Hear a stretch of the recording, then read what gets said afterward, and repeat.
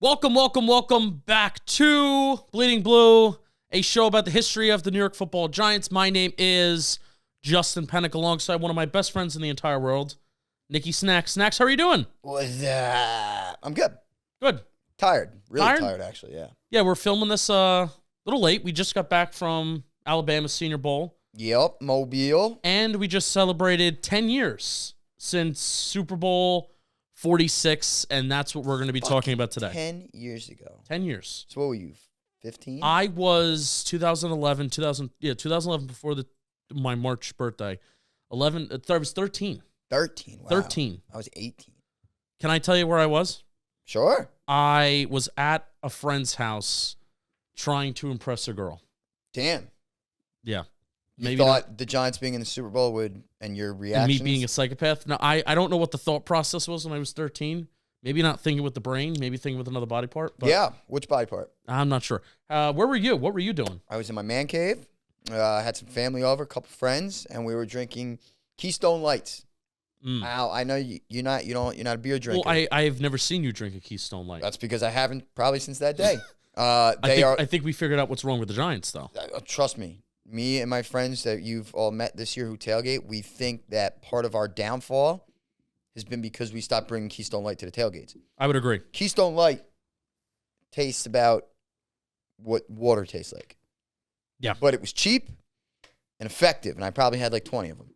It was a great day. It really was. Then when we won, we went in the street, ran up and down my block, banging pots and pans. Love it. So what we're going to do today is not like rewatching the game like we did for the 2000 NFC Championship game with like rolling a bunch of clips, because this year, this Giants football season, 10 years since Super Bowl 46 has kind of been shoved down our throats. Yes, just a little bit. In a positive way. Yeah. But also in some negative ways as well. So we kind of want to mesh this episode just talking about the legacy of Super Bowl 46 and that 2011 Super Bowl team.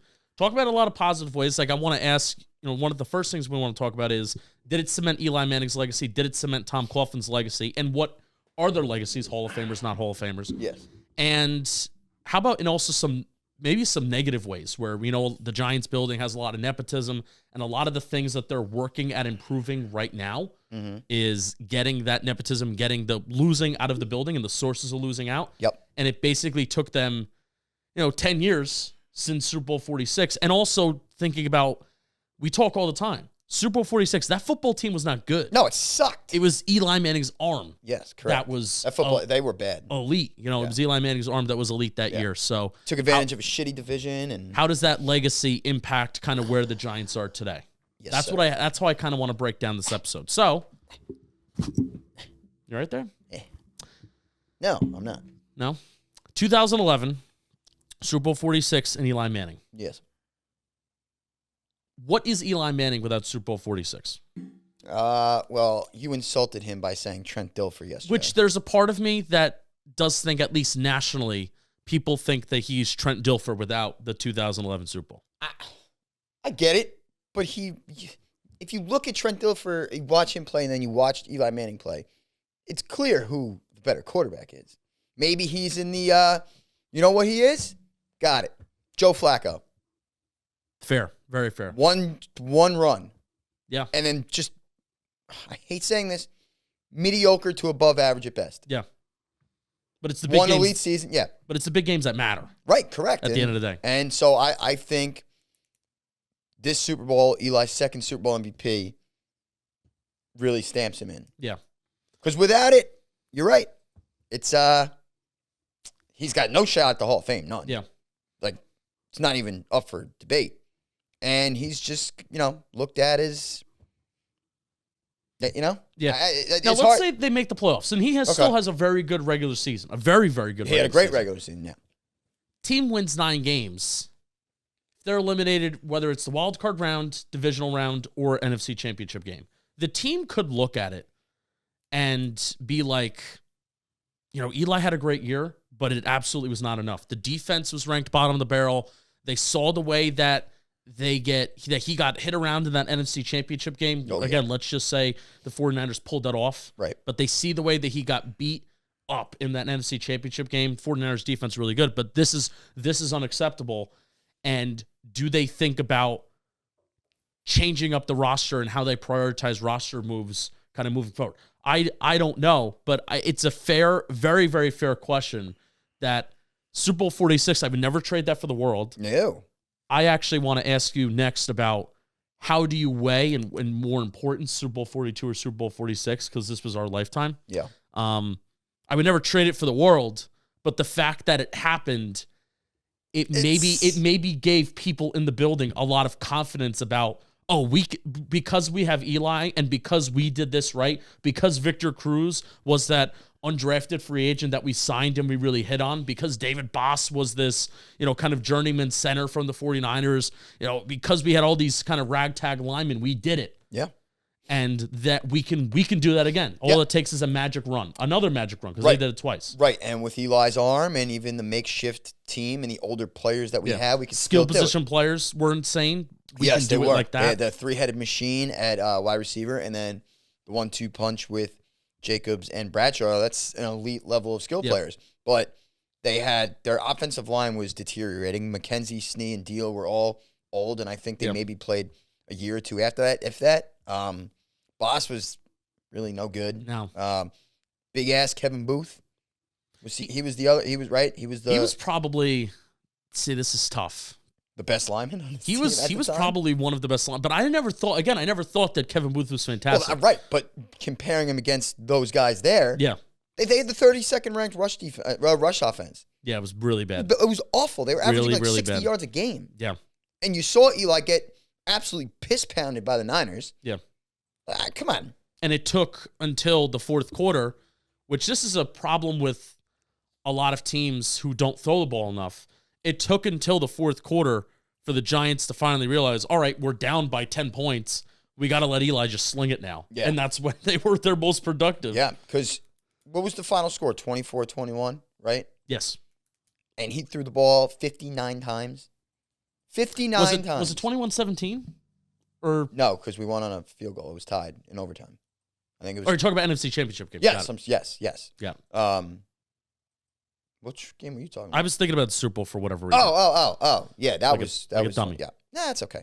Well, you are, but it's fine. True. It's fine. So, yeah, so in some ways that Super Bowl run and that win, you can look at it as almost being detrimental. Yeah. Because they kept everything I don't want to use that word. I don't want to use that word. You're right. It's difficult to say that word after a Super Bowl win. Because I would sell my soul for a Super Bowl. And we got two.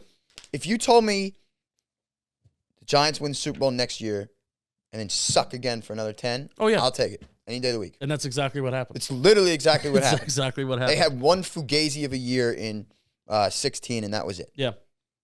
It's been brutal ever since. And Jerry Reese got 20 times longer of a leash than he deserved. Mm-hmm. Love him to death, but Coughlin got a longer leash than he deserved. Yeah.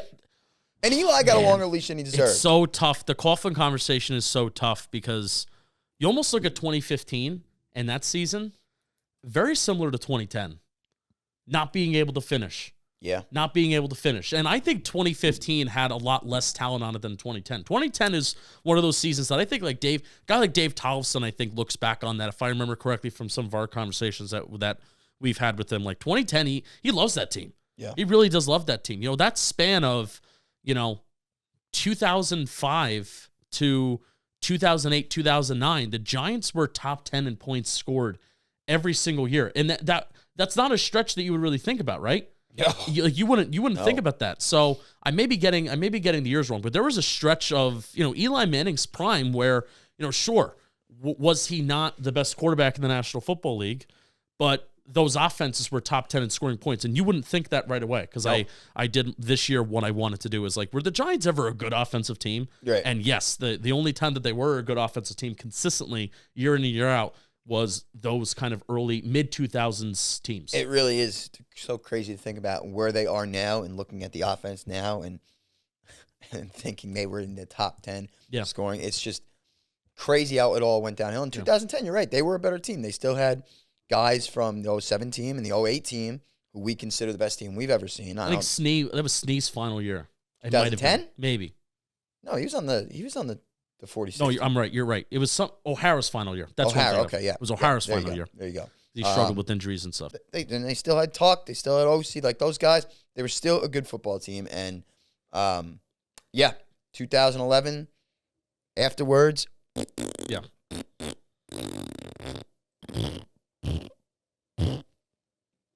Love that. Yeah. Yep. Which one do you hold? I know you hold Super Bowl 42 closer to your I heart. do. Yes, I do. I think it's impossible not to.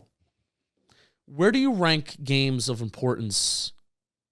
2000 NFC Championship game, Super Bowl 42, Super Bowl 46. Do you put 46 above that 2000 NFC Championship game? Because you were there. I was. Whew. I have to put the Super Bowl ahead of it. Okay. I have to. 42, 46 NFC Championship game. But I know it sounds crazy because then we lost the Super Bowl to the Ravens, which is still under protest because Ray Lewis is a murderer. But that NFC Championship game that I was in attendance for changed my life. Because if I'm not at the game, I'm not so sure. You're not a psychopath. I'm not, yeah. No. I may just be a regular, normal fan. Die hard, everything. But it may have changed my outlook and how I view the world and life itself. Yeah. Because now it's, Giants, family, breathing, sex in that order. So it's like, if that happens, maybe breathing and family is before the Giants. I feel closer with the 46 in the 2011 team. Well, you were older. I was a little bit older, but also... You mean 46 in the 2017? I feel closer with that team. Yeah, I thought you said over the... Yeah. No, I feel closer. Not only because I was older, but I think it kind of shaped the way that I like to watch football, and I love offense. Yes. I really do. That's fair. I love quarterback play. I love scoring and seeing... So you must hate the Giants. Yes, as I do, cousinly presented. That's why I wanted Jason Garrett on his head on a stick for 2 years. Don't talk about my father like that. I'm sorry.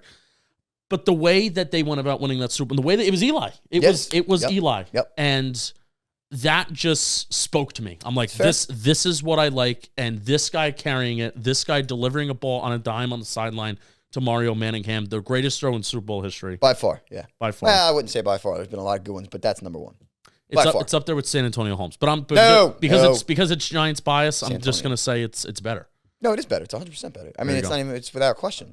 He dropped it in a dime. But I understand that. 2007 Giants were run the ball, harass the quarterback at will, and that's how they won. Yeah. All right. So speak to me. What I want to talk about now. Sure. I don't want to talk about that. Okay. Now go ahead. Legacy of some of the... I keep on saying the word legacy. Well, it's a big word. It is a big word. What are some of the players doing right now?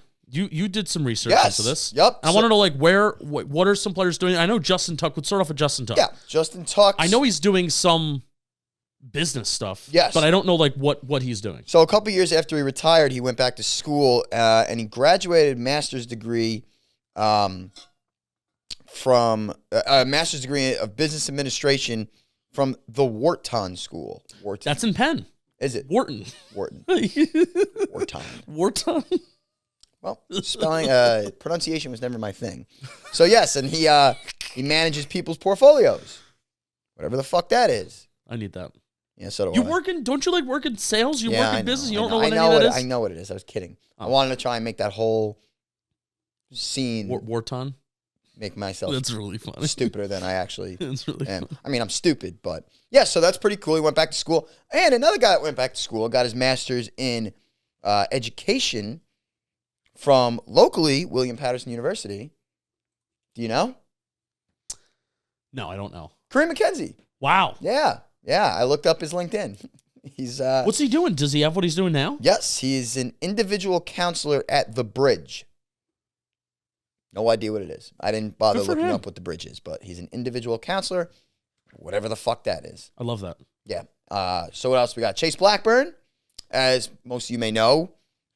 I mean, he's now unemployed, but he was special teams coordinator. He started off special teams assistant, and then Carolina promoted him to special teams coordinator, and he's very well respected. He is a respected guy. Yes, he is. Yep. OC, you may see him on the Twitter and wherever, but he's in London. Yes. He's in London, and I think it's their NFL network or something. that he is an analyst on. He's like but he's also an ambassador. Yes. Probably OC for is NFL my UK, yes. OC's probably. I mean, OC was my favorite Giant growing up, but just seeing what he's doing now with like how he's growing the game, and it's really really cool. Very cool. Could also listen to him speak forever. Yeah, and he's got an infectious smile and laugh. Yes. So he's a great He guy. does a podcast with Jason Bell. I've been trying to get him to come on Talking Giants for years. Yeah. He follows me. I should DM him again. He follows you. He does. Why don't you DM him? It's pretty stupid. I did DM him once. I don't think DM him once a day. I should DM him once a day. Fucking idiot. You know how much we would grow? We would grow his show. Probably, yeah. But, you're just, you're a bitch. No, you're not. You're a good guy. I'm just kidding. Then we have Victor Cruz, who has like 1 million followers on Instagram, and he's doing all these ads and marketing things with Captain Morgan, Doritos. He's doing like modeling shoots. He's a superstar. What was that restaurant chain that he invested in? Oh, that's right. That's right. What was it called? It was in Alabama, and we didn't go. Yeah, because we That suck. was the one thing I like. We have to take a picture. We have to go. Apparently, it smells bad, but the food's good. It smells bad. It smells bad. Apparently, it has a very foul smell. What's the name of it? I'm getting And that's what we need to look up. Crystal. With a K. Yes, with a K. Kind of porn. I don't want to say porn star, but stripper. Yeah. Stripper. Yeah, stripper name. no, that's very true. And so that's pretty cool. Good for Victor. Where's one in New Jersey? Patterson. There's one in Patterson? Duh. We got to go. Oh, that's where he's from. Ding ding. Yeah. I think I'm gonna pass on that trip. No, we're gonna go. What do you mean, Patterson? The Patterson exit on the Parkway as I'm coming up to your house. Yeah, I know where it is. I just We'll make a trip. maybe we should Google that place. No disrespect to anybody from Patterson. Then we got Brandon Jacobs, who was just recently on Twitter. Yeah, what's he doing despite causing controversy? Yeah, he went on a 100% drunken laced rant Saturday night, and probably sobered up and remembered what he tweeted. And yesterday morning, he's like, "Damn, I was bored. Sorry, I wasn't drunk." Okay, and we're not going to say it on the air. You can feel free to go look back and see what he had to say. But he's in Atlanta, and he runs a football league essentially for 3rd to 8th graders called the North Atlanta Giants. They have tryouts and all these different things, so it's very cool. His son's also a huge. Son's a monster, yeah. Big Mama Luke. Yeah. Do I say that word right? Mama Luke, yeah. Mama Luke? Yeah. Okay. Very good. Those are just some of the guys that I had written down. It's pretty cool to see what they're doing post football. I was trying to find Michael Boley, and I couldn't. I don't know why he just kept popping up in my head. Maybe because I always remember him doing the belt. I will always remember Michael Boley for throwing that football. Oh, he picked up the fumble against the Rams on Monday Night Football that year. Threw it at that poor bastard's head. He threw it. Wow. Yeah. He threw it right at him. That was pretty fucking hysterical. That's one of my favorite moments ever. Now, I was at the game, so I didn't really see it at the time, but just seeing it the next day, and I think once or twice a year, I just watch that play. It's so damn funny. The kid's looking right at. He like points the football at him. I know. He's like, here. Yeah. Eat shit. Yeah. And dude, he like wound up. He rifled that thing. And he stumbled. Yeah. He's like, whoa. He didn't fall though. No, he did not fall. Which I have a lot of credit. I will give a lot of credit to him. But I wonder if there was like a Monday like exchange of like, hey, I'm sorry that I did this to you. Here's like a jersey. Here's I'm sure. Yeah, I'm sure because somebody, if I remember correctly, wasn't he asked about it post game? I could be wrong. Maybe that's something we have to look up. We'll have to look. We'll ask Art. There you go. Art would know. Art would know. Thank you, Art. Still have his chair. Burn it. Burn it. It's got Why metal. not? Can you burn metal? Where there's a will, there's a way. There's a will, there's a way. Don't do that. But yeah, so a lot of cool stuff from these guys, from our champions, and wasn't there another legacy you wanted to talk about? What legacy do you want to talk about? The coaches. See? Tom Coughlin. Yep. See what happens when I don't drink? I'm fucking sharp. You are. So, Eli Manning's Hall of Famer. At least we think that Giants History podcast. I think I don't think he's going to be first ballot. Okay. But I think he 100% gets in. Tom Coughlin. 100%. So Tom Coughlin. Yeah. Is he a Hall of Fame? This is where my bias is going to kick in because I think there's an even bigger, stronger debate on if he is or isn't. Mm-hmm. I think he is. And 2 Super Bowl championships, obviously helps that a lot. But look what he did in Jacksonville with an expansion team. Yeah. They were very good. And in his second year, they took him to an AFC championship game. An expansion team. The Houston Texans have been around now for 20 years. They haven't made it past the divisional round. As, they were an expansion team. And I don't think they made the playoffs until, 4 years into whatever it was. The fact that what he did with Jacksonville speaks a lot of volumes. They've only had substantial. Have they only made AFC championship appearances when Tom Coughlin was somehow affiliated with the Jaguars? Yes. That's another thing, too. He was in we're talking about it. Was the front office. Yeah. It was front office role. Yeah. I think there's a case to be made for and against him. Yes. His record, I think you said it best before the show. His record is very Jeff Fisher-like. Yeah, so Jeff Fisher has a .512 winning percentage, 173 wins, 165 losses, and Tom Coughlin has 170 wins, 150 losses for a .531 winning percentage. Yeah, so it's literally an average record. Yeah. For a guy that's coached for over 20 years. So I definitely understand the argument to be made against him, but I think there's a very strong argument to be made for him. I would agree. Yeah.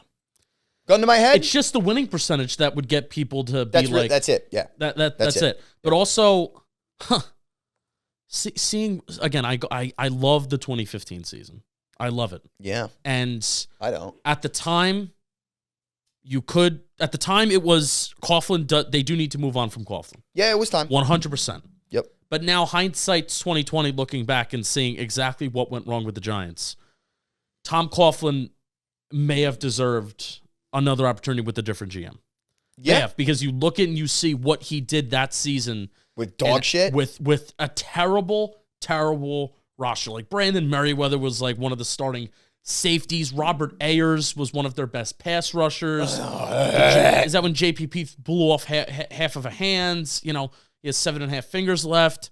I mean, there was 7.5 maybe pushing. Colin Jenkins. Is that a guy that was a defensive tackle? Again, another retread guy. Yep. Was John Beeson still in the mix? He might, yeah. Jonathan Casillas.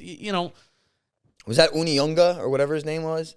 Eric Flowers was also a part of the mix here too. Yeah, way to bring his ass up. Ioane Unga, that was the Ioane Unga year. Yeah, Ioane Unga, yeah. Oh, Ioane Unga with Jason Witten over the middle of the field week 1. That team was dog shit. They were bad. They were very, very bad. Rashad Jennings was not a good running back. No, he wasn't. Sorry. Great guy. Yeah, good guy. He had some good moments. Bad but people loved him. He was not a good running back.